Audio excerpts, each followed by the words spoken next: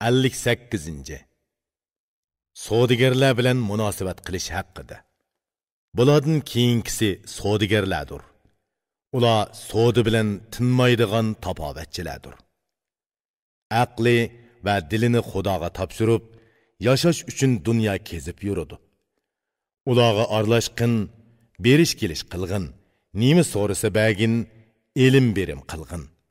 Dunyoda orzu qiladigan narsalar xalq go'zalligi, ya'ni zibu zinnatlari, tanlangan yaxshi narsalar ularda bor. Sharqdan g'arbgacha kezib yurib, sen orzu qilgan narsalarni ep keladi. Ming turlik tavardurdun, dunyoning qimmat narsalari shularda bo'ladi, ey bilimlik sehi. Jahon kezgichi savdogarlar bo'lmagan bo'lsa, qori so'sar juvini qachon kiyalaytding?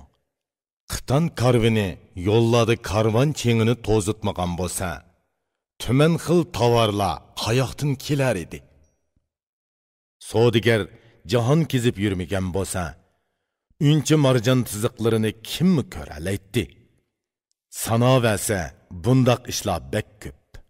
So'z uzun bo'lmasin deb tilimni yig'dim. Savdogarlarning hammasi ana shundoq bo'ladi. Ularga aralashib ishkingni ochiq tut. Ularga nihoyat yaxshi muomala qilishga tirishqin. Ishonginki, yaxshi noming yiroqlarga ketadi.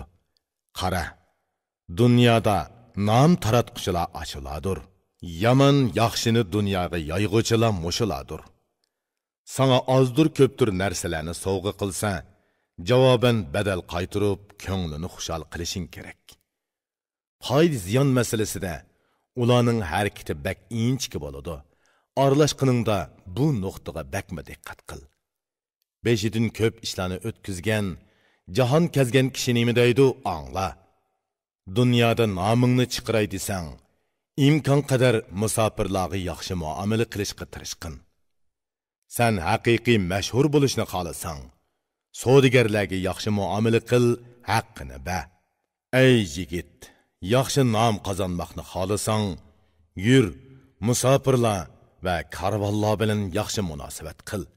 Savdogarlarga ana shundoq aralashqin.